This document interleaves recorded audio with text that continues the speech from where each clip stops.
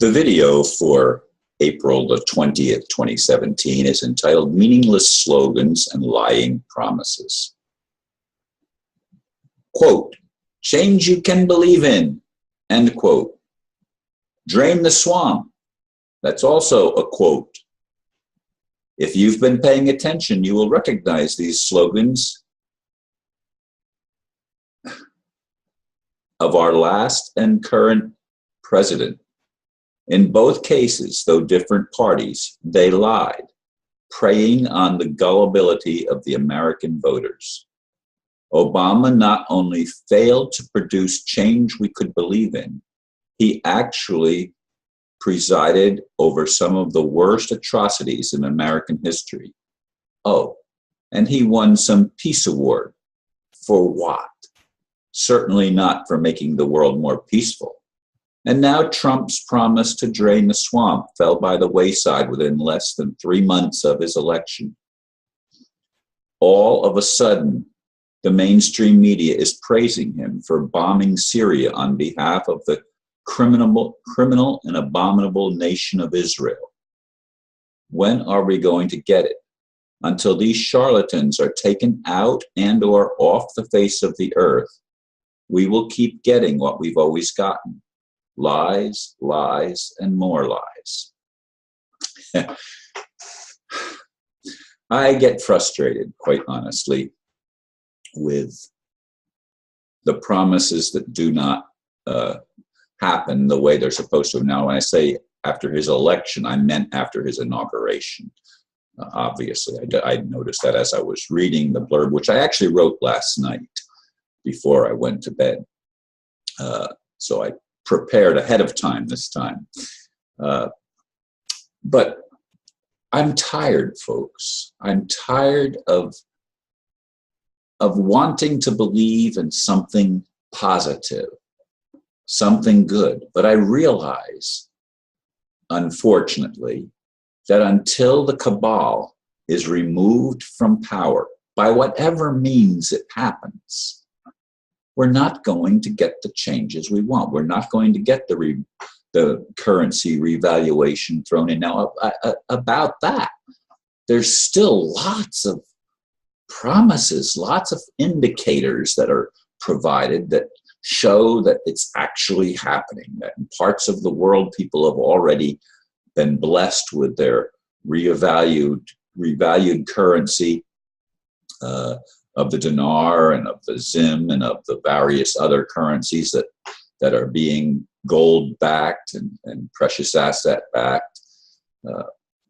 But of course, it hasn't filtered down to the humanitarian projects that can be released, where the people actually try to create not war, but peace, not more lack, but prosperity for the average person, for the normal human beings, and readjust society so that it's moving in a positive direction rather than a negative direction. It's moving toward cooperation rather than the competition that has been foisted upon us by the cabal, which is mostly run by fake Jews. And again, I want to emphasize that there are many good Jews. There are many rabbis and people all over the world. Like I said in the previous video, there are people all over the world that are Jewish, that are working for peace, that are against the nation of Israel and their militant stance. This is the Khazarian stance. The Khazarians have a historic predisposition toward conflict. They try to control things toward conflict, and they're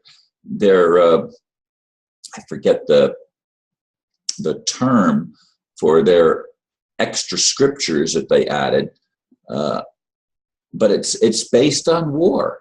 It's absolutely based on becoming the prominent and predominant nation on the planet, Israel, and they want to expand their borders beyond what was given allowed to them in 1948, and they've already expanded it some, and they've made life hell on earth for everybody that lives in that part of the world.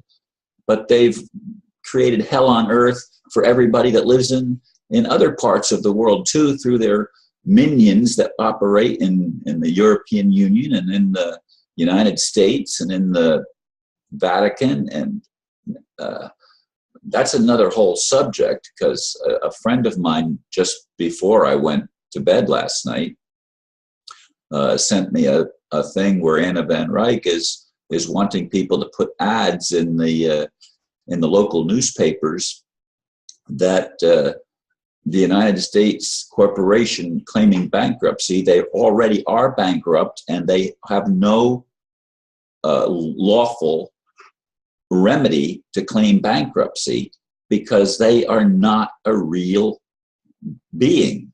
They are a fiction. Corporations, again, are fictional entities. That's why they've created a fictional world, making you and me fictional beings by putting our name all in caps, by putting the United States of America all in caps, or even capitalizing United, when the word United in the original was not capitalized. It was just simply United, an adjective represent or defining states. They were united.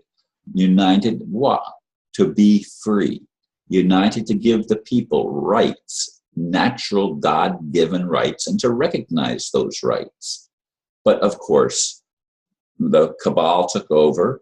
They began taking over almost immediately with Alexander Hamilton and others. But then under Lincoln and the Civil War, they became more entrenched. And after the Civil War, in the early 1880s, they further entrenched. And then with the Federal Reserve Act in 1913, they further entrenched. And then when they removed the gold standard under FDR, they became further entrenched. When they removed the silver standard under Nixon, they became further entrenched, until money is just something that they can create out of nothing. And these are the Zionists. These are the people that claim to be Jews but are not, that we were warned about. These are Khazarians, and I want to say again, there are Khazarian Jews that are decent, loving people, just like as good or bad as the rest of us, with the same attributes as the rest of us have, both positive and negative.